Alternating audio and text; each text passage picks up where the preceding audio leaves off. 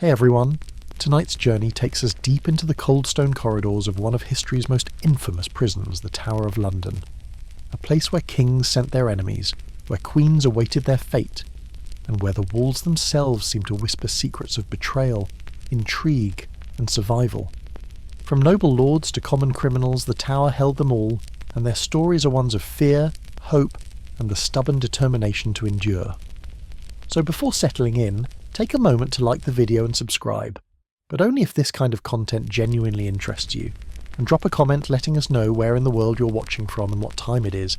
It's always fascinating to see the community that gathers here. Now dim the lights, get comfortable, maybe pour yourself some tea, and let's step back in time together to explore what life was really like behind those towering stone walls. When people think of the Tower of London, images of dungeons, ravens, and headsmen's axes often come to mind. But the Tower's story began not as a prison, but as a symbol of power, a massive Norman fortress built to dominate the city and remind everyone exactly who was in charge. William the Conqueror, fresh from his victory at the Battle of Hastings in 1066, knew that holding England meant more than winning a single battle. It meant showing the conquered Anglo-Saxons that resistance was futile, and nothing said, "Don't even think about rebelling," quite like a massive stone fortress looming over London. The White Tower, the central keep that gives the complex its name, rose from the Thames riverbank like a giant's chess piece. Built from pale limestone imported from Normandy, it stood nearly 90 feet tall, dwarfing everything around it. Its walls were 15 feet thick in places, designed to withstand siege engines and arrows, storms and time itself. The stone was chosen deliberately, its pale colour making the structure visible for miles, a constant reminder of Norman power gleaming against London's skyline. The construction took decades and required enormous resources. Stone had to be quarried in Normandy and shipped across the Channel, a logistical challenge that demonstrated Norman organisational capabilities. Each block of limestone was carefully cut, loaded onto ships, transported across sometimes treacherous waters, then unloaded and hauled to the construction site. The expense was staggering, but William considered it necessary. A fortress this impressive was worth any cost. Skilled masons were brought from the continent, men who had worked on the great cathedrals and castles of France and Normandy. They brought techniques and knowledge that transformed English architecture, introducing methods of stone construction that were more advanced than what most Anglo-Saxon builders knew. These craftsmen understood how to create walls that would stand for centuries, how to design spaces that were both defensible and habitable, how to turn raw stone into statements of power.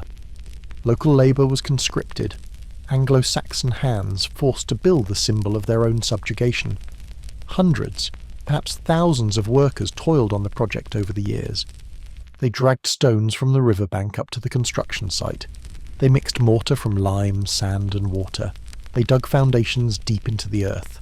They hauled materials up ramps and scaffolding to workers building ever higher. The work was backbreaking, dangerous and constant, all under the watchful eyes of Norman overseers who showed little sympathy for exhaustion or injury. The irony was not lost on anyone. The conquered were building their own cage, creating the very structure that would help keep them subjugated. Some must have worked with resentment.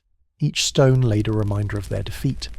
Others perhaps took pride in the craftsmanship despite the circumstances, finding satisfaction in work well done even when done under compulsion. But all understood what they were creating, a monument to Norman dominance that would overshadow London for generations to come. The tower rose slowly but inexorably, each layer of stone another declaration that the Normans were here to stay. First came the foundations, dug deep into the Thames riverbank, anchored in bedrock that would support the massive weight above. The foundation work alone took months, creating a base solid enough to bear thousands of tons of stone. Then the walls rose, course by course, each stone fitted carefully to its neighbours, mortar filling the gaps, creating structures that would prove remarkably durable. Gundulf, Bishop of Rochester, oversaw much of the construction. He was both a religious figure and a skilled architect, one of the few men in England with the knowledge to design and build such an ambitious structure. Gundulf had studied architecture on the continent, understood engineering principles, knew how to calculate loads and stresses. Under his direction, the White Tower took shape according to a careful plan. The building's 4 corner turrets reach skyward, marking the cardinal directions and adding to the tower's imposing profile. Its thick walls were pierced by small windows that provided light while maintaining defensive strength. The windows were deliberately small, barely more than slits in many places, making it nearly impossible for attackers to shoot arrows in while allowing defenders to shoot out. The upper windows were slightly larger, providing more light to the royal apartments while still maintaining security. From the beginning, the tower served multiple purposes, demonstrating the complexity of medieval royal administration. It was a royal residence, and early kings and queens lived within its walls, holding court in chambers that were surprisingly luxurious for medieval standards. The royal apartments occupied the upper floors of the White Tower, where windows provided better light and views, where the air was fresher and less affected by the smells and noise of the lower levels. Tapestries hung from stone walls, depicting hunting scenes and biblical stories, adding colour and warmth to spaces that might otherwise have felt too austere. These tapestries were valuable possessions woven from wool and silk, sometimes incorporating gold or silver thread. They took skilled weavers months or years to complete, and owning extensive collections of them demonstrated wealth and taste. They served practical purposes too, helping to insulate rooms against the cold that seeped through stone walls and dampening echoes in the large chambers. Fires crackled in enormous hearths, their smoke curling up through carefully designed flues that channeled it out of the building.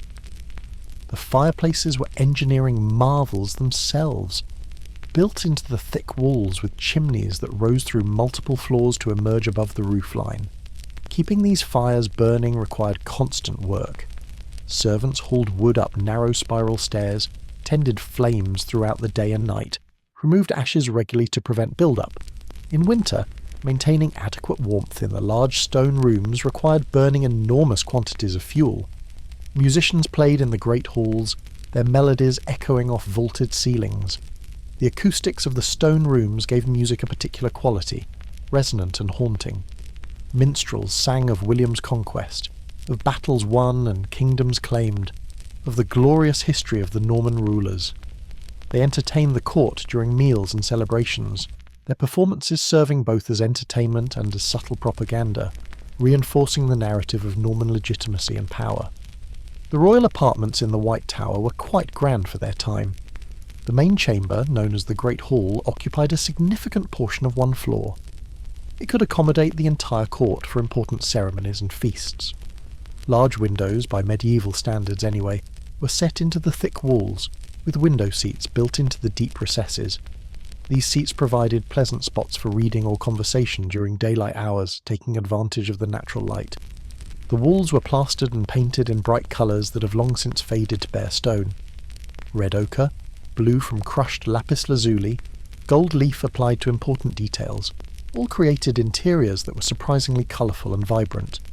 Medieval taste favoured bold colours and elaborate decorative schemes. What looks austere and grey today was once alive with hues that made the rooms feel less like fortress and more like palace. Floors were covered with rushes in the simpler rooms, fresh herbs mixed in to provide pleasant scents and help with cleanliness.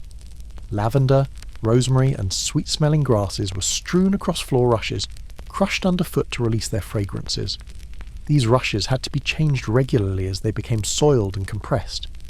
In the more important chambers, tiles were laid in geometric patterns, creating decorative surfaces that were easier to clean than packed earth or wood.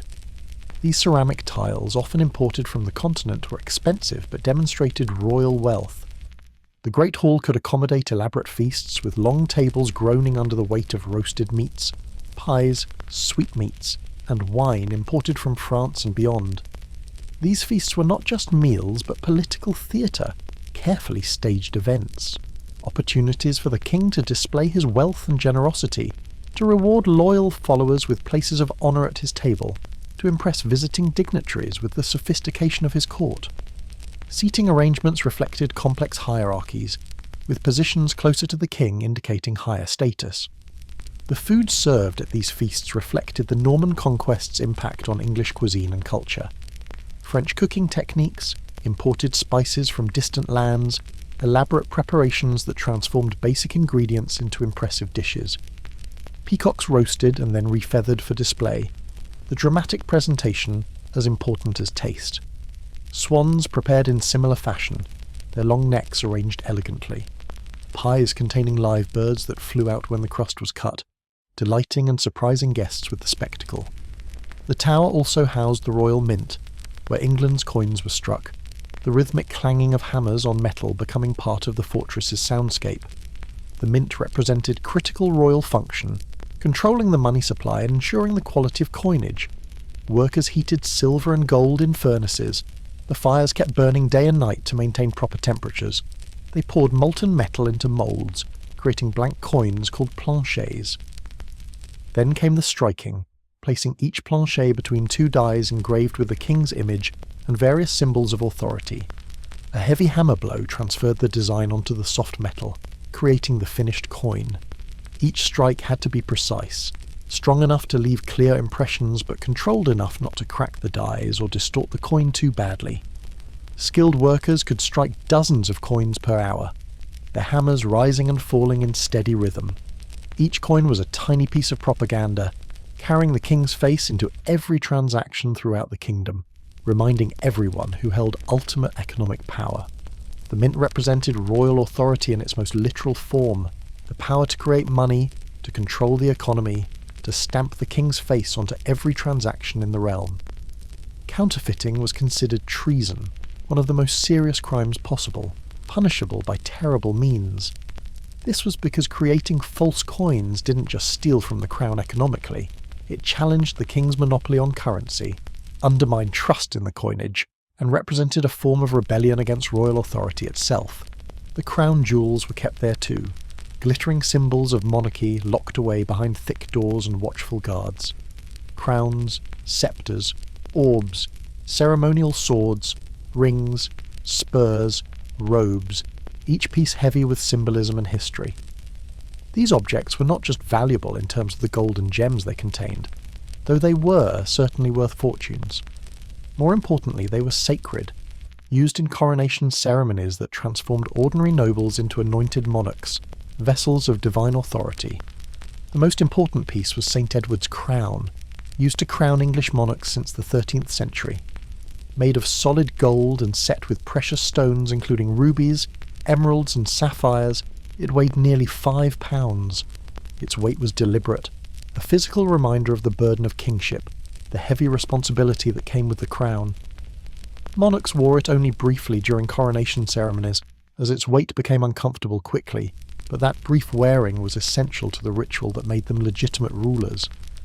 The sceptre represented the king's temporal power, his right to rule and command. Topped with a cross or orb, it symbolized the fusion of earthly and spiritual authority, the king's role as both political and religious leader of his realm. The orb, a golden sphere surmounted by a cross, symbolized Christian dominion over the world, the king's duty to rule according to Christian principles and to protect the faith within his territories. These treasures were guarded jealously, kept in secure rooms accessible only to the most trusted officials. Multiple guards watched the entrances constantly, rotating in shifts to ensure someone was always on duty, alert and armed. The doors were reinforced with iron bands secured with multiple locks, each key held by a different person. This system ensured that no single individual could access the jewels alone, preventing theft by insiders while also making it nearly impossible for anyone to steal them. The royal menagerie lived there too, exotic animals gifted by foreign rulers as diplomatic presents or acquired as curiosities demonstrating the reach of English power and wealth. The menagerie began modestly in the 13th century but grew over time into one of medieval England's most unusual attractions, drawing visitors who paid fees to see creatures they could encounter nowhere else in England. Lions paced in cages, their roars echoing across the complex, reminding visitors and residents alike of the king's power to command even the beasts of Africa. The lions were particularly famous, becoming symbols of royal might that appeared in heraldry and art. They were kept in the Lion Tower, a structure built specifically to house them near the western entrance. Visitors could pay to see them, though they had to maintain respectful distance from the cages.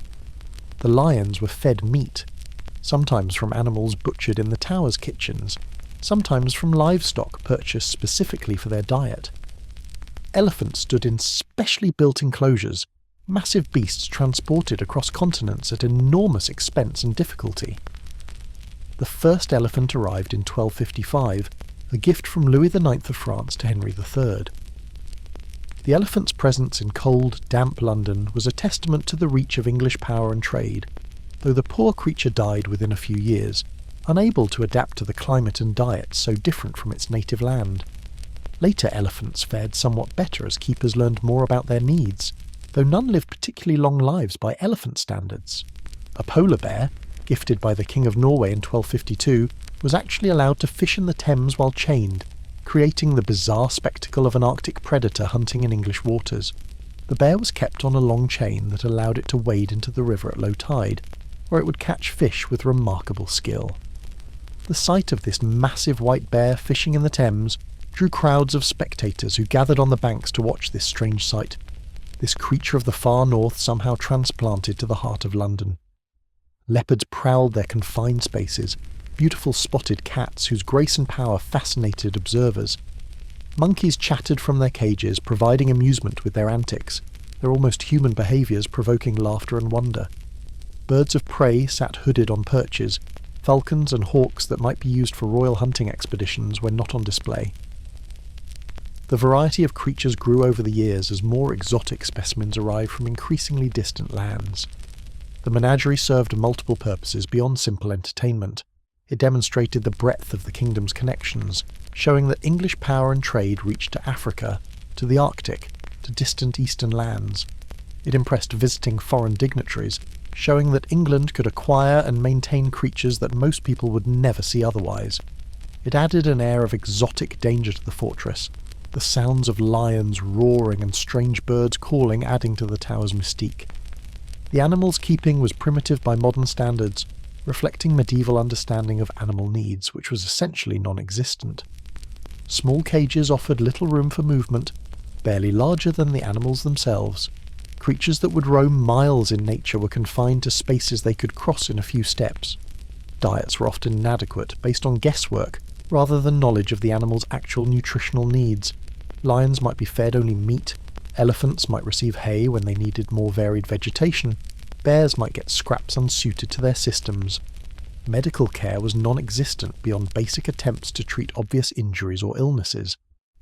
When animals became sick, which happened frequently given the stress of captivity and inappropriate conditions, there was little that could be done. Many animals died young, their bodies buried or disposed of, and eventually replaced by fresh specimens as they became available through the same diplomatic and trade channels. But to medieval minds, simply having such exotic creatures was achievement enough, proof of power and reach that justified the costs and the animal suffering. But alongside all this grandeur, all these symbols of royal power and prestige, the tower had another role, one that would eventually overshadow all others in historical memory and popular imagination. It was the perfect place to hold prisoners. The walls that protected the king could just as easily trap his enemies. The guards who defended the fortress could easily become jailers, their skills in keeping people out equally applicable to keeping people in. The dungeons and storerooms that held wine, supplies and treasures could hold people just as well. The tower's location made it ideal for this prison function. Situated at the eastern edge of the medieval city, it was easily accessible yet separate from the urban chaos of London's crowded streets. The Thames provided both a natural barrier making escape difficult and convenient transportation for bringing prisoners in discreetly. The surrounding walls created a small, controllable environment where escape was nearly impossible and where everything that happened could be closely monitored. The same features that made the tower an excellent fortress made it an excellent prison. The thick walls that kept invaders out kept prisoners in just as effectively.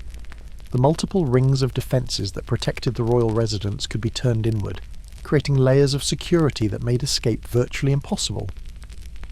Anyone wanting to break out would have to pass through multiple locked doors, across courtyards patrolled by guards, over or through walls dozens of feet high, and finally across or through the moat.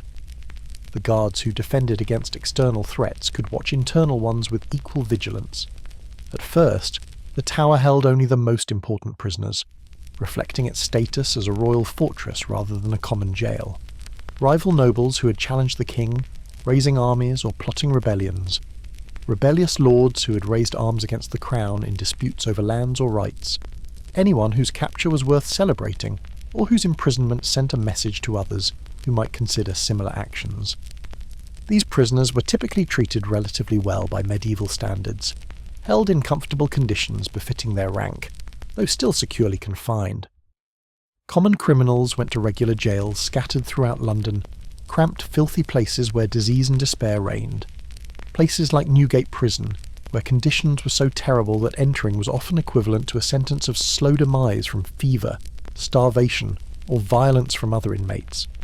The Clink, Marshalsea, the Fleet. Each of London's prisons had its own terrible reputation. These jails held thieves, debtors, those accused of various crimes, packed together in conditions that were genuinely horrific. The contrast between these common jails and the Tower was stark, reflecting the social hierarchies of medieval England. Nobles and important political prisoners went to the Tower, where conditions could be relatively decent. Common criminals went to common jails where conditions were deliberately harsh, punishment beginning the moment imprisonment started.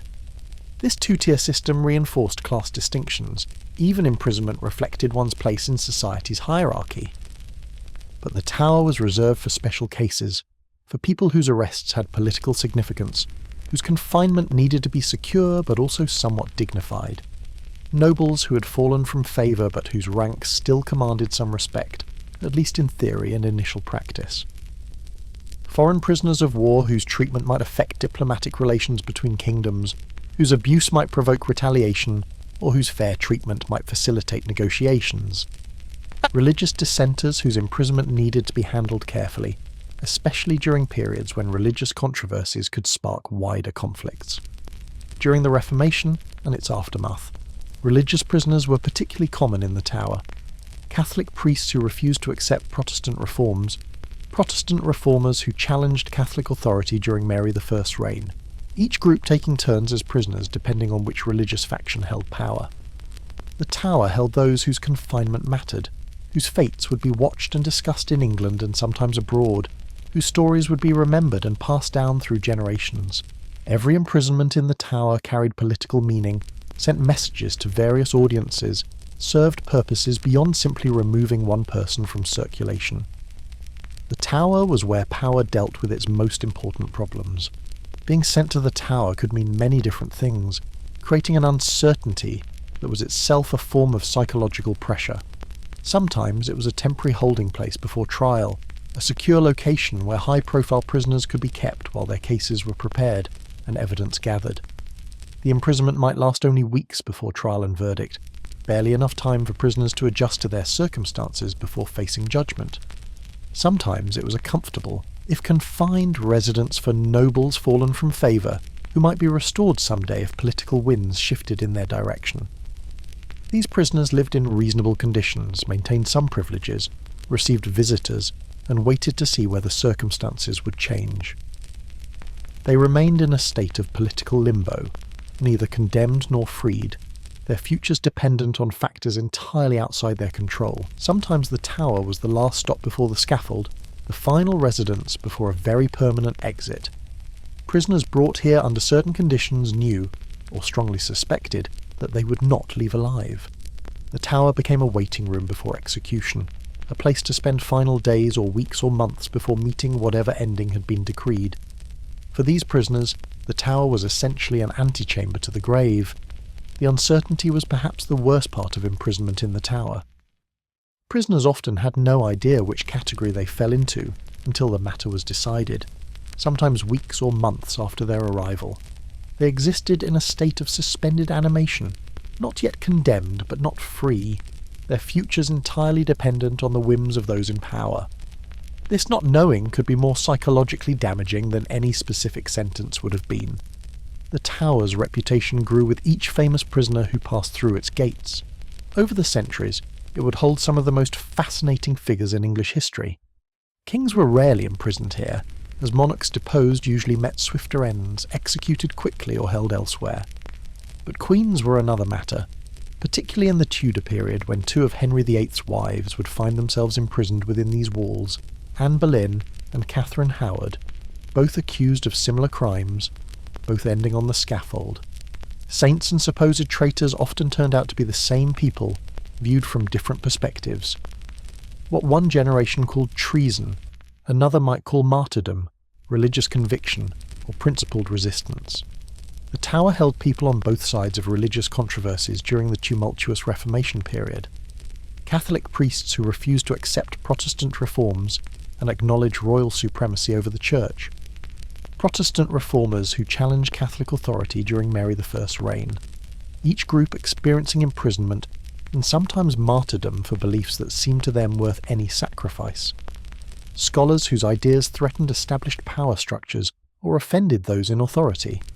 Sir Thomas More, Sir Walter Raleigh, both brilliant minds whose intellects made them valuable to the crown, but whose independence of thought eventually brought them into conflict with royal wishes. Soldiers who had chosen the wrong side in civil conflicts, loyalty to defeated causes becoming treason when those causes lost. All would find themselves behind those unforgiving walls at some point. Each imprisonment added layers to the Tower's legend, turning it from mere building into symbol, a place that existed as much in imagination and fear as in physical reality. The Tower became shorthand for royal displeasure, for the dangers of political life, for how quickly fortune could turn, for the price of opposing those in power. What made the Tower particularly unnerving wasn't just its size or strength, but its permanence and patience. Other prisons might burn down, their wooden structures consumed by fire that swept through medieval cities with frightening regularity. London experienced numerous devastating fires over the centuries, destroying neighbourhoods and institutions. But the Tower's stone construction made it effectively fireproof, another advantage of William's massive investment in expensive stone rather than cheaper wood. Other fortresses might crumble, their walls undermined by time, weather, or siege. Medieval castles fell to ruin regularly, abandoned when they became obsolete or too expensive to maintain, their stones often carried away for other building projects. But the Tower stood eternal, continuously maintained by the Crown, constantly garrisoned and occupied, its walls kept in good repair. It seemed unmovable, inescapable, permanent in a way few other structures achieved. Its very existence was a reminder that the Crown's reach was long and its memory longer. Prisoners who had angered the monarch a decade ago might find themselves finally arrested and brought to the Tower when political circumstances made their imprisonment convenient or necessary. The Tower waited, patient as stone, ready to receive whoever power decided needed to be contained, regardless of how much time had passed since their offences. Justice in medieval England moved at its own pace, sometimes swift as lightning, sometimes glacially slow. A person might commit an offence that angered the king, but remain free for years if pursuing them was impractical, or if more pressing matters occupied royal attention. But the offence would not be forgotten, noted in records, remembered by officials, waiting for the moment when circumstances made arrest feasible. And when circumstances aligned, when the person became vulnerable, or when making an example of them served political purposes, the Tower's gates would open to receive them. The Thames flowed past the Tower's walls constantly, the river that never stopped, carrying boats filled with merchants selling their wares, fishermen hauling their catches, ordinary people going about ordinary lives. They could see the Tower's silhouette against the sky from many vantage points along the river, its pale walls and corner turrets visible from miles away, exactly as William had intended. They could hear the bells that tolled from within, marking hours and calling people to prayer, the sounds carrying across the water. And they knew that somewhere inside those walls, in chambers both grand and grim, prisoners waited for trial that might or might not come, waited for pardon that might or might not be granted, waited for execution that might or might not be ordered, waited for mercy that might never arrive. The Tower was simultaneously part of London's daily landscape, a familiar landmark in the city's geography, and something separate, apart, a world unto itself where different rules applied, where ordinary life was suspended, where fates were decided behind thick doors and stone walls. The fortress that began as William the Conqueror's declaration of power, his announcement that Norman rule was permanent and unchallengeable, had become something else entirely over the centuries. A holding pen for the powerful, collecting those who had risen high before falling hard, a symbol of royal authority's darker side, the enforcement mechanism behind the pageantry and ceremony of kingship, a place where the mighty discovered just how quickly fortune could turn, where yesterday's favourites became today's prisoners, where power's fickleness was made brutally manifest. And for those who found themselves walking through its gates as prisoners, whether through the intimidating Traitor's Gate or any other entrance, the tower represented the end of one life, and the uncertain beginning of whatever came next. The previous existence, with its freedoms and choices and possibilities, was over. What would replace it remained unknown, but the stones of the tower had witnessed countless such transitions, and the walls remembered every prisoner who had passed through, whether their names were recorded in history or forgotten entirely. There were several ways to enter the Tower of London, multiple gates and entrances serving different purposes. But for prisoners, one entrance carried a weight of dread unlike any other: the Traitor's Gate. Just the name was enough to make hearts sink and stomachs turn. It wasn't a dramatic iron portcullis dripping with rust and menace, or a grand ceremonial doorway with carved figures and imposing architecture. Just a low arched water gate opening directly onto the River Thames, but what it represented made it one of the most feared thresholds in England. The gate acquired its ominous name gradually over decades, through association with the many accused criminals who passed through it. Originally called simply the Water Gate, a functional descriptive name, it was built during Edward I's massive expansion of the tower in the late 13th century. Edward spent enormous sums fortifying the tower, adding the outer curtain wall, creating the moat, essentially transforming the fortress into the concentric masterpiece of military architecture it remains today. The Watergate was part of this expansion, providing water access directly into the tower complex. The name Traitor's Gate came into common use during the Tudor period, when so many high-profile prisoners entered through it that the association became permanent and unavoidable.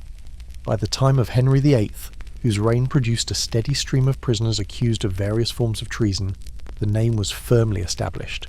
Saying someone had passed through the Traitor's Gate meant they were accused of betraying the crown, a crime that carried ultimate penalties. Prisoners arrived at the Traitor's Gate by boat, usually at night or in the early morning hours when fewer eyes could witness their arrival and when crowds were less likely to gather. The timing was deliberate strategy, not mere convenience, allowing authorities to move prisoners discreetly, avoiding potential disturbances that public arrivals during daylight might cause. In cases where popular figures were imprisoned, people who commanded public sympathy or support, large crowds might gather if the arrival time became known, potentially leading to demonstrations or even attempts to free the prisoner. Night arrivals also added to the psychological impact on prisoners, the darkness amplifying fears and uncertainties. Approaching the tower at night, seeing its massive silhouette against the sky lit perhaps by torches or moonlight, created an atmosphere of dread that daylight arrivals might not match. The authorities understood the psychological dimensions of imprisonment, how the circumstances of arrival could affect prisoners' mental states, and perhaps make them more cooperative during subsequent interrogations. The journey itself was often the first taste of what imprisonment would bring, a slow, cold passage down the Thames, watching London drift by, seeing freedom recede with each stroke of the oars. For prisoners who had spent their entire lives in the city, who knew its streets and buildings intimately, this river journey provided a strange inverted tour. Seeing familiar landmarks from unfamiliar perspective, passing places they had frequented as free people, ordinary locations of commerce or leisure now viewed as a prisoner being conveyed to an uncertain fate. Picture the scene in detail, reconstructing from historical accounts and records. The boat, usually a simple barge rather than anything elaborate, pushed away from whatever dock the prisoner had been held at previously. The departure points varied depending on circumstances. Maybe Westminster Palace, where many high-profile prisoners were initially questioned in rooms set aside for such purposes. Maybe one of the riverside palaces, the royal residences that dotted the Thames, Hampton Court or Greenwich, whose proximity to the river made water transport convenient. Maybe a private residence where the prisoner had been held under house arrest before authorities decided tower confinement was necessary. The situation having deteriorated, or evidence having mounted to the point where more secure custody was required. The departure point varied with each case. But the destination was always the same, that low arch opening onto darkness, that passage from the world into imprisonment. The oarsmen, typically guards or professional boatmen accustomed to this grim duty, pulled steadily through the water with practised efficiency.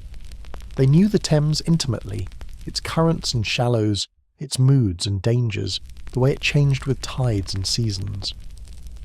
The river was not always cooperative partner in these transports. Strong currents could make rowing difficult, requiring extra effort and careful navigation. Fog could obscure landmarks, making orientation challenging even for experienced rivermen. Storms could make the journey genuinely dangerous, waves rocking boats, wind fighting against progress. But these men were professionals conducting their human cargo with the same care they might give valuable goods, understanding that their livelihood depended on completing their tasks reliably. Delivering prisoners safely, if not comfortably, was part of that task. They had reputations to maintain, relationships with authorities to preserve, employment to secure. So they rowed steadily, efficiently, speaking little, focused on their work, offering no conversation or comfort to their passenger. Their role was transportation, not companionship or consolation. The Thames in those days was the city's highway, its primary transportation corridor, crowded with vessels during day but quieter at night when most prisoner transports occurred. During daylight hours, the river teemed with constant activity. Barges carried goods from ships anchored in deeper water to docks and warehouses lining the banks. Everything from exotic spices to mundane grain passing through this aquatic supply chain. Ferries transported people across the river, faster and easier than walking to London Bridge or Westminster and back. Fishing boats worked the waters, hauling in catches that would feed London's growing population. But at night the river quieted considerably. Most boats were moored or beached, their crews resting. The constant noise of daytime commerce gave way to quieter sounds. Water lapping against hulls, a soothing rhythm in calm weather, more aggressive in wind. Oars dipping and pulling, the splash and drip of water off blades. Occasional calls from night watchmen on the banks, their voices carrying across the water. The different soundscape added to the eerie quality of these nighttime prisoner transports. The condemned, for that's what many prisoners already were in spirit if not yet in legal fact, sat in the boat under guard. Physical restraints varied with circumstances. Hands might be bound, though not always. For some prisoners, particularly nobles whose word of honour might still carry weight, whose rank commanded certain respect, physical restraints were considered unnecessary and perhaps even insulting. Their agreement not to resist or attempt escape was accepted as sufficient. For others, especially those who had shown resistance during arrest, or who had attempted escape before, or whose temperament suggested they might cause problems, bindings were standard procedure. Hands tied behind backs or in front, depending on how dangerous the prisoner was considered. Sometimes feet were bound as well, making movement nearly impossible. The level of restraint reflected authorities' assessment of how much trouble the prisoner might cause. Flight from a boat in the middle of the Thames would be futile anyway, an act of desperation rather than calculated escape attempt. The water was cold year-round, deadly so in winter when falling in might mean dying from exposure within minutes. The currents were treacherous, stronger than they appeared, capable of pulling even strong swimmers under. The far bank offered no safety, merely a different section of the same city with the same authorities. Guards everywhere ready to apprehend escapees. Anyone foolish enough to jump overboard would likely drown within minutes, pulled under by currents and hypothermia, or be recaptured almost immediately if they somehow managed to reach shore.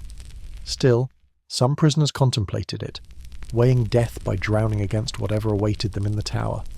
For some, depending on the charges they faced and the likely outcomes of their cases, the river offered what might seem like the better option, at least in moments of extreme fear or despair. Some prisoners stared at the passing city, memorizing details, drinking in final glimpses of the world outside prison walls. They watched the buildings silhouetted against the sky, architecture they had lived among their entire lives now seen as if for the first time, suddenly precious because it was being lost. The lights in windows where ordinary people carried on ordinary lives, unaware of the drama passing by on the dark river below. They noted landmarks, places they had been, places they had planned to go but now never would. St. Paul's Cathedral, its spire visible from the river, where they might have worshipped on Sundays in better times. The The bridge, that marvel of engineering where London crossed itself, shops and houses somehow suspended above flowing water. Familiar docks where they had conducted business or watched ships unload exotic goods from distant lands. All of it sliding past, moving away, becoming part of a past that was ending even as they watched. This looking was a form of goodbye, a silent farewell to the city that had been their home. Some tried to memorize every detail, as if perfect recall might somehow preserve what was being lost, as if memory could substitute for continued presence. Others simply let their eyes move over the familiar scenery, acknowledging that this chapter was ending whether they wished it to or not, saying goodbye to the life that had been theirs. Others kept eyes downcast, unable to bear looking at what they were losing. For these prisoners, seeing London while being unable to participate in it was too painful. Better to look at the boat's bottom, at their own bound hands, at nothing in particular. Better to retreat inward, to begin the process of mental withdrawal that might make imprisonment more bearable. If they didn't look at what was being lost, perhaps the loss would hurt less. If they could begin detaching from the outside world now, perhaps the transition to confinement would be easier. Some prayed, lips moving silently in the darkness, calling on divine protection or acceptance of whatever came next. Familiar prayers learned in childhood, suddenly urgent and desperately important. Prayers for mercy, for strength, for deliverance from evil. Prayers acknowledging sin and asking forgiveness. Prayers committing their souls to God's care since their bodies would soon be under the Crown's control. The act of prayer provided focus, something to do with racing thoughts, a way to impose order on mental chaos. Some wept quietly, tears mixing with river spray that sometimes splashed into the boat. Crying not from weakness, but from grief, from the overwhelming sadness of loss, from fear of what awaited. Some had no tears, too shocked or numb to cry, their emotional systems overwhelmed into temporary shutdown. Some sat in stunned silence, minds unable yet to process what was happening, the unreality of their situations making response impossible. The boat carried all types of prisoners, the defiant and the broken, the brave and the terrified, the innocent and the guilty. Each prisoner brought their own history, their own personality, their own ways of coping or failing to cope with circumstances that would test anyone's limits. The tower would receive them all, indifferent to their individual differences, ready to contain them all within its ancient walls. The journey downstream from Westminster took perhaps 20 minutes of rowing with favourable conditions, longer if the tide or wind was unfavourable, if current worked against the rowers, or if weather made progress difficult. Not long in objective clock time, merely a third of an hour, but it could feel like hours or like seconds depending on the prisoner's state of mind. Time distorted under extreme stress, psychological mechanisms stretching or compressing duration, until clock measurements meant little compared to subjective experience. For some prisoners, particularly those still clinging to denial or hope that this was somehow a terrible mistake about to be corrected, those 20 minutes felt endless. Every moment dragged, every oar stroke seemed to take ages. The tower approached with agonizing slowness. They wished paradoxically that it would go faster, get the arrival over with, end this suspended state between freedom lost and confinement not yet begun, resolve the uncertainty into whatever concrete reality awaited, even if that reality was terrible. For others, especially those who had accepted the inevitability of their situations and dreaded what awaited in the tower, time accelerated terribly. The journey seemed to last mere moments, the tower appearing with shocking suddenness, the gate looming before they felt ready to face it. They wished for more time, more minutes of being technically still free, still moving through the world rather than locked away from it, still between states rather than firmly imprisoned. The boat passed under London Bridge, that marvel of medieval and early modern engineering that remained one of the wonders of England. Houses and shops built right onto the structure, creating a tunnel of wood and stone that the Thames flowed through. The bridge's narrow arches created fierce currents that made navigation challenging and dangerous. Skilled boatmen were needed to pass through safely, timing their approach to catch the current properly, angling the boat to avoid being dashed against the stone supports. This passage required full attention from the oarsmen, no room for error or distraction. The river funneled through openings that seemed too small for the volume of water flowing through them, creating rapids and whirlpools that could flip boats or crush them against pilings. Numerous people had drowned over the years attempting to shoot the bridge, victims of miscalculation or bad luck or simply the river's power. The oarsmen knew this, focused completely on their task, reading the water, feeling the currents, making constant small adjustments. The sensation of passing under the bridge was claustrophobic and disorienting. The open sky disappeared abruptly, replaced by wooden beams and stone supports overhead, some stained with watermarks showing how high the tide could rise during storms. The sound changed dramatically, water and oars echoing strangely in the enclosed space, voices seeming to come from multiple directions at once. Then the boat shot out the other side, back into open air, and there ahead, growing larger with each moment, was the tower. Beyond the bridge, the tower came fully into view for the first time in the journey, no longer obscured by the bridge or intervening buildings. First, just a silhouette against the sky, a dark mass that might have been a hill or rock formation to someone who didn't know what they were looking at. Then growing larger, details emerging, becoming more real with each moment. The white tower at the centre became distinguishable, its pale stone visible even in dim light or darkness, exactly as William the Conqueror had intended nearly 500 years earlier, its visibility from distance a deliberate design choice. The surrounding walls came into focus, dark and hulking masses that seemed to grow directly from the Thames's banks, extensions of the earth itself rather than constructions upon it.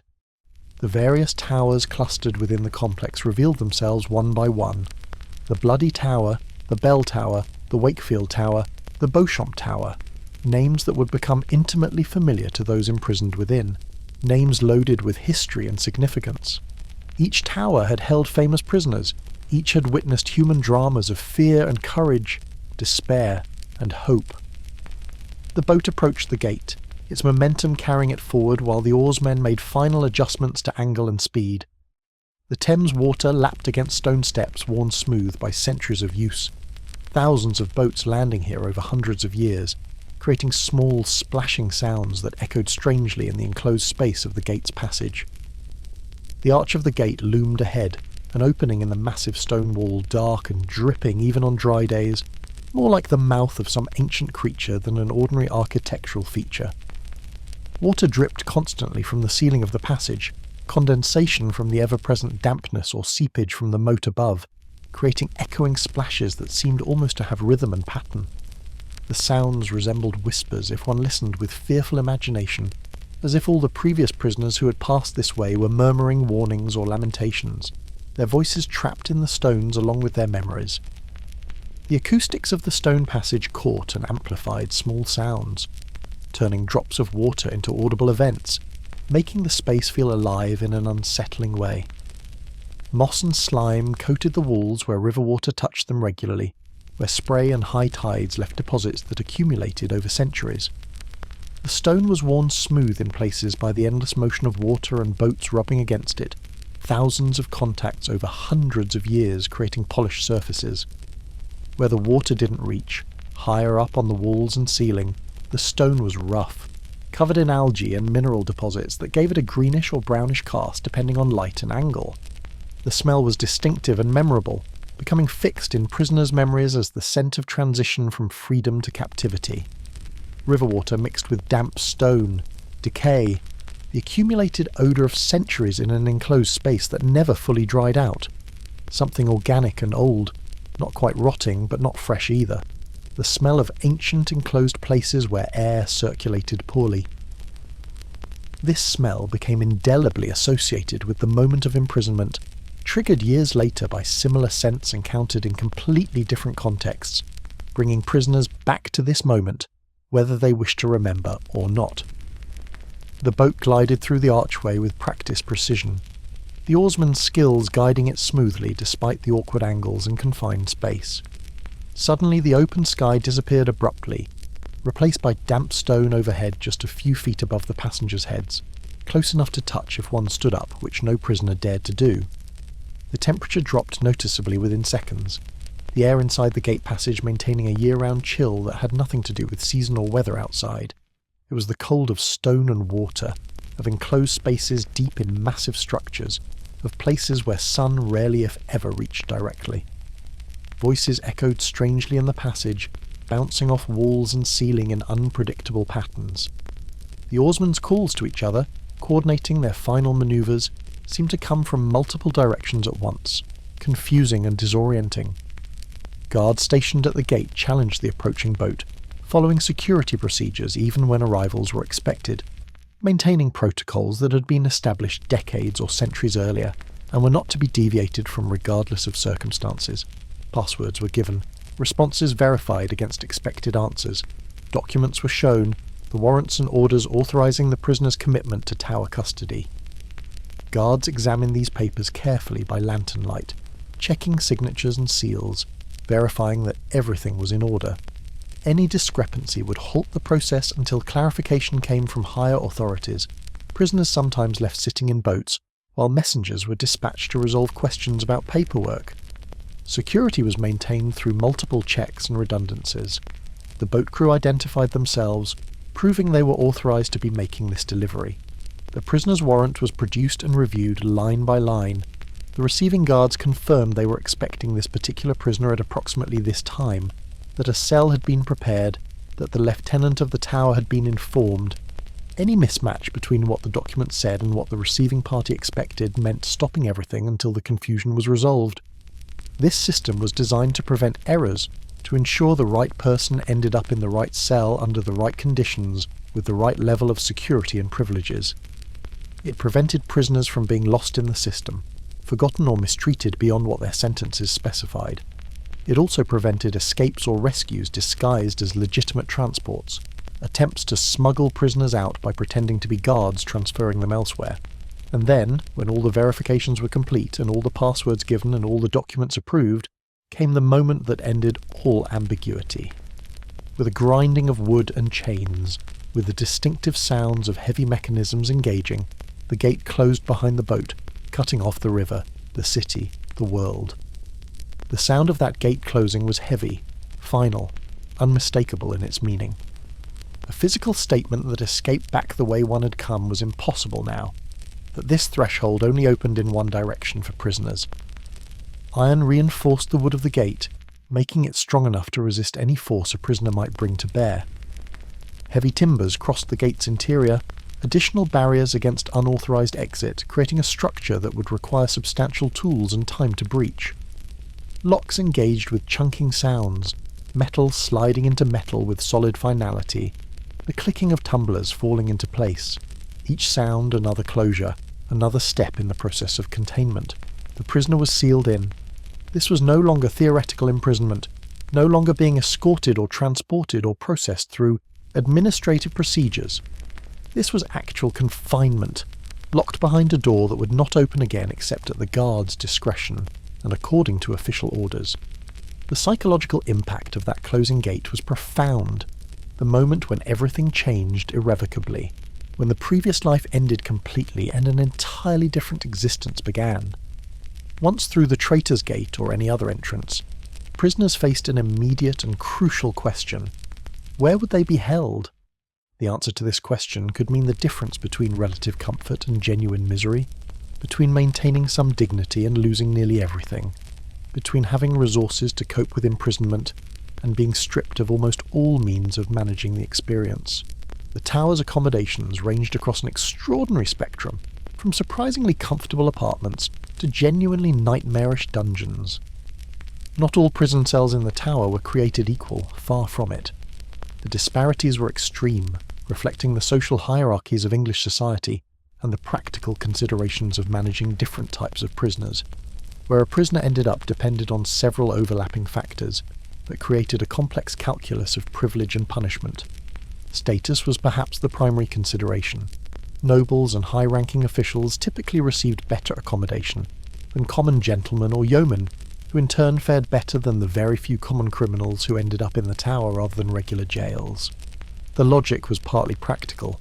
Important prisoners needed to be kept secure and healthy for potential trials or diplomatic purposes, and partly social, reflecting deeply held beliefs about hierarchies and appropriate treatment.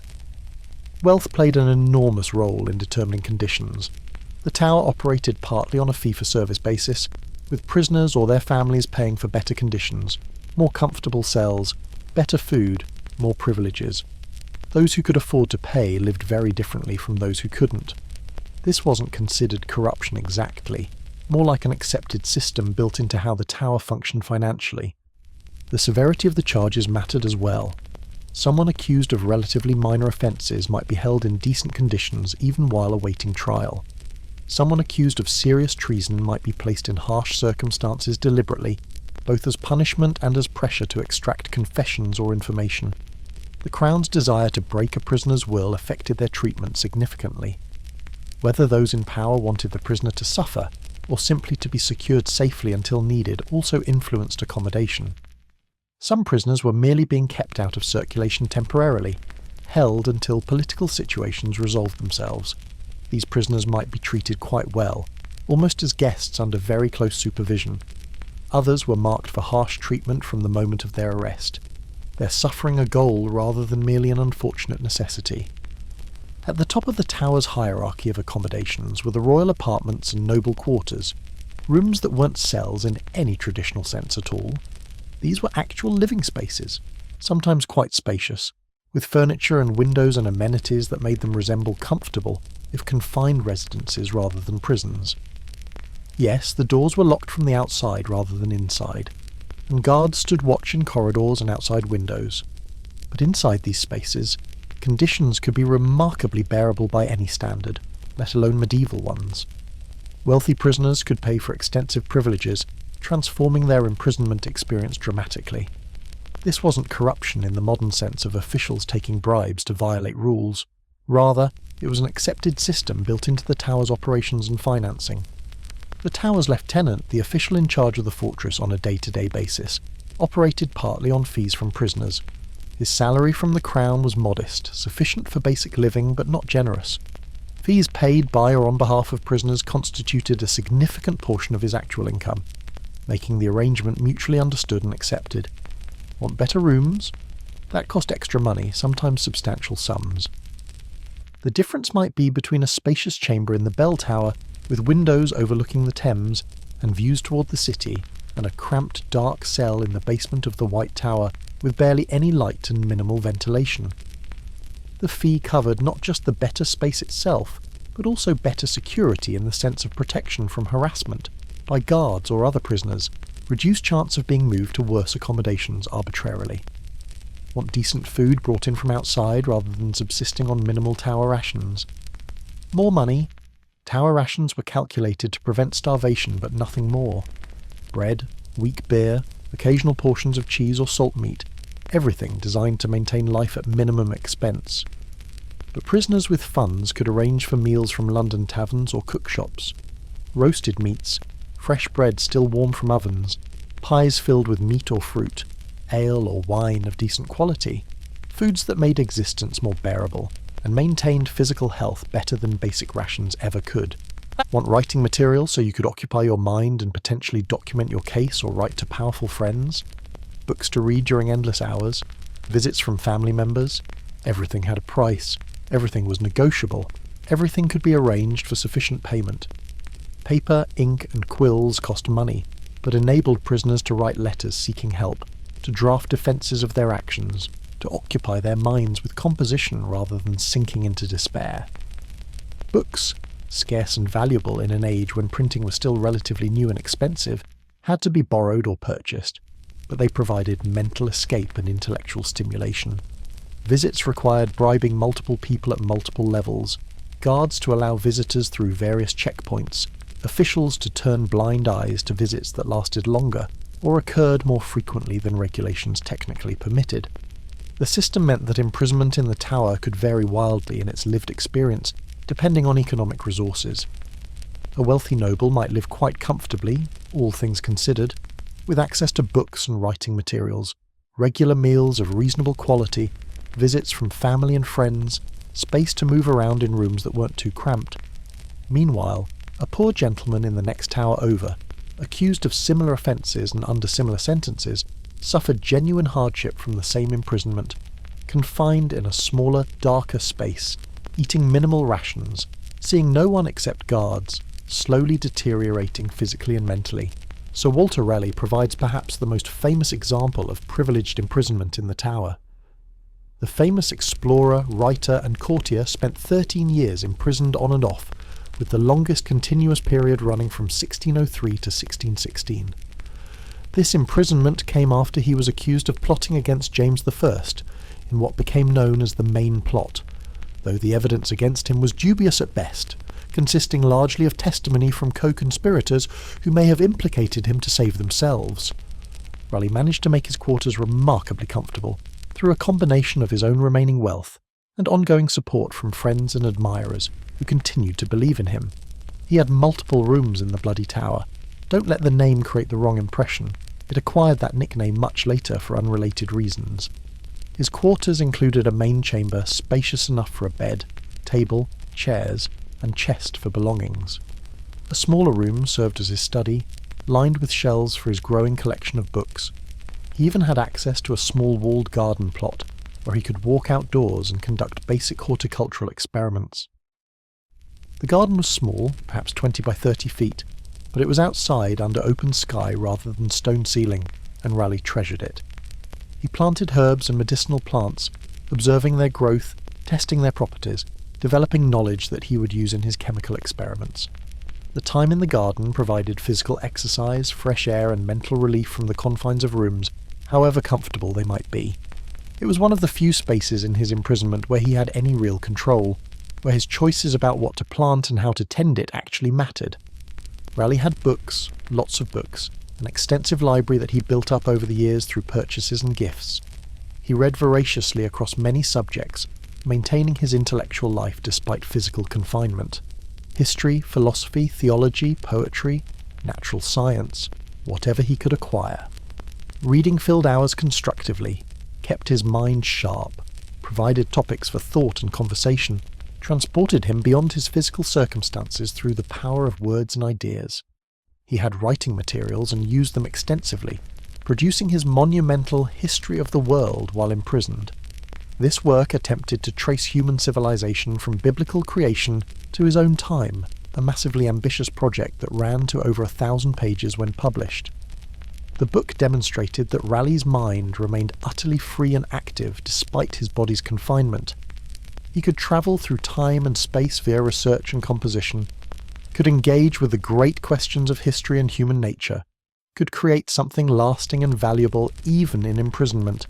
His wife Elizabeth and their son Carew were allowed to live with him for extended periods, an extraordinary privilege that required ongoing payments and negotiations, but which Raleigh considered worth any cost. Having family close transformed imprisonment from isolation into something closer to house arrest.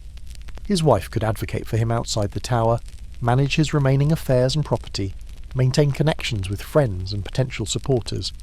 She provided emotional support that made the long years more bearable, companionship that preserved his sanity. Raleigh even set up a makeshift laboratory in a shed attached to his quarters, where he conducted experiments in chemistry and medicine.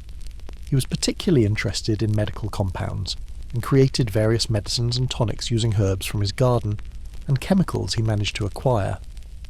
Some of his preparations gained reputations for effectiveness, and were sought after even by people outside the tower, creating small income stream and giving him sense of purpose beyond merely enduring imprisonment. He held something like a salon in his rooms, entertaining visitors who came to speak with him about history, exploration, politics, philosophy and science. These weren't official visits but semi-clandestine affairs, guards looking the other way either because they were sufficiently bribed or perhaps simply because they recognised that Raleigh posed no actual threat, and that allowing these visits made their jobs easier by keeping him content and cooperative.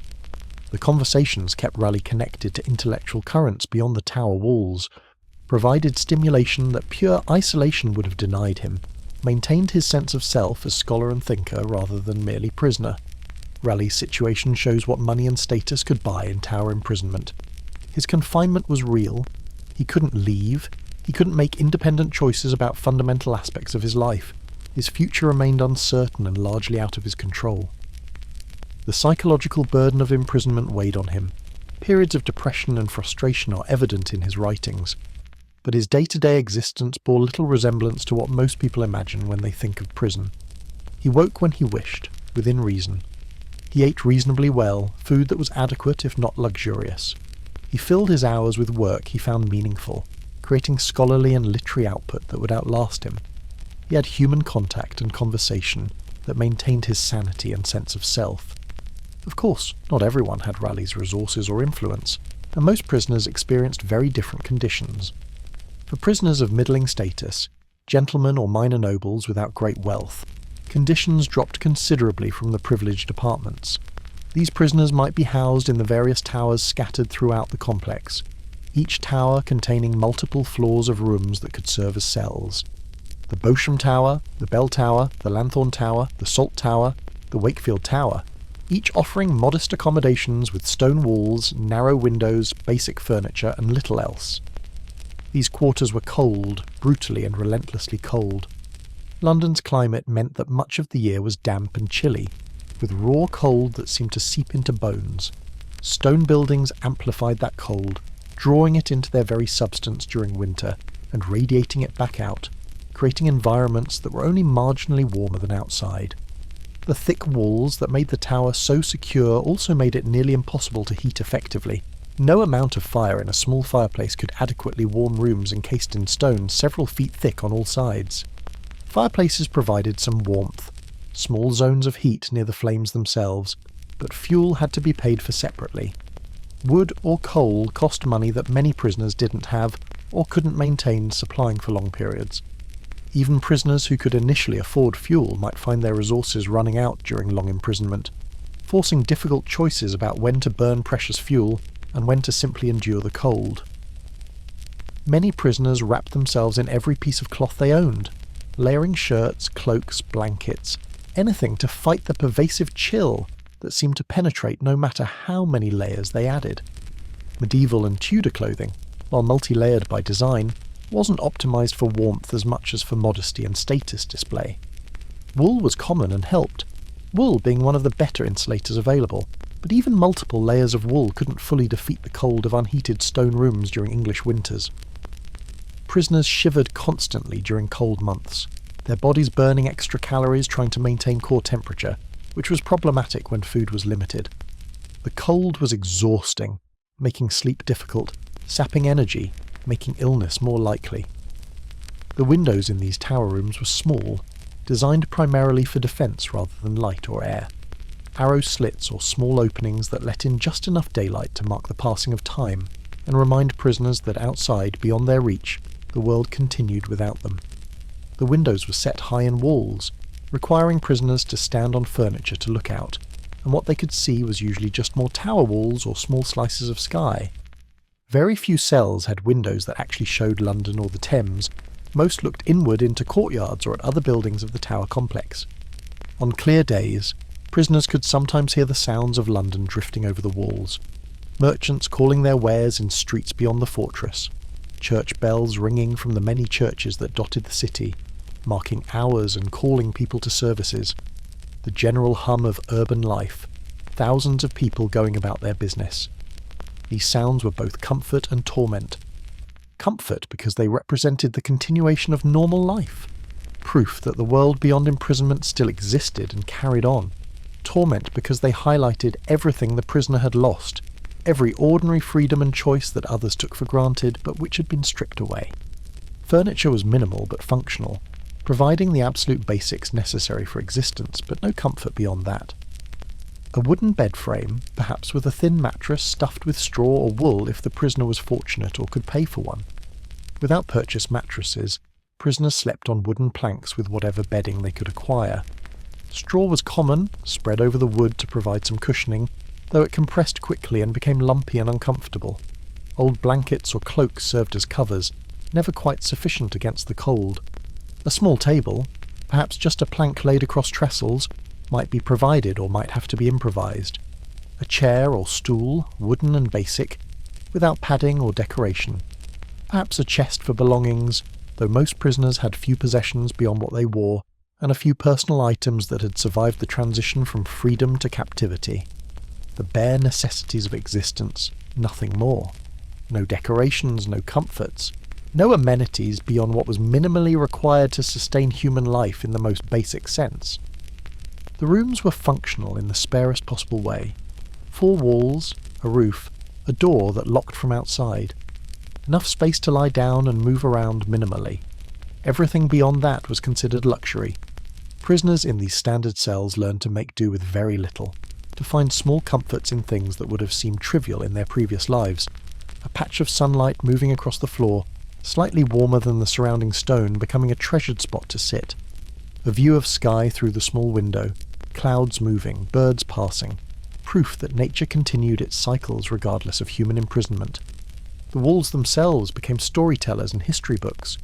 Many prisoners carved their names, dates, symbols, and messages into the soft stone, leaving behind permanent records of their presence. The Bosham Tower holds some of the most elaborate carvings, intricate designs created with nothing but patience and small tools, sometimes smuggled, sometimes improvised from whatever was available. Prisoners scratched away at stone with nails, with bits of metal, with small knives if they could acquire them, slowly incising their marks into surfaces that would outlast them by centuries. These carvings served multiple purposes beyond simply passing endless hours, though that alone would have been reason enough. They were ways of asserting existence, of saying I was here, I mattered, I refuse to be forgotten even if I'm executed and buried in an unmarked grave. The act of carving was an assertion of will, of agency, of refusal to be completely passive victims of imprisonment, and perhaps they were intended as communications, messages for future prisoners who might occupy the same space, a strange kind of fellowship across time between people who never met but shared the experience of confinement in that particular cell. Some carvings were simple names and dates, basic records of presence. John Smith, 1585, carved into stone, a man's declaration that he existed, that he was here. Other carvings were more elaborate. Family crests, heraldic symbols that identified the prisoner's lineage and status, religious symbols, crosses or images of saints, expressions of faith, and requests for divine protection. Some prisoners carved short poems or phrases, usually in Latin as befitted educated people, expressing their thoughts or maintaining their claims of innocence. The Dudley family left particularly notable marks. Multiple members of this prominent family were imprisoned in the tower at various times, casualties of political struggles and shifting royal favours.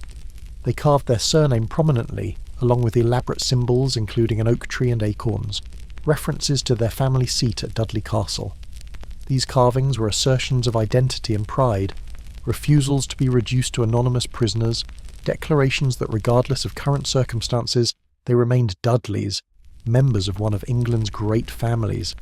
The carvings remain visible today, ghostly signatures from people long dead, their marks outlasting their lives and their struggles.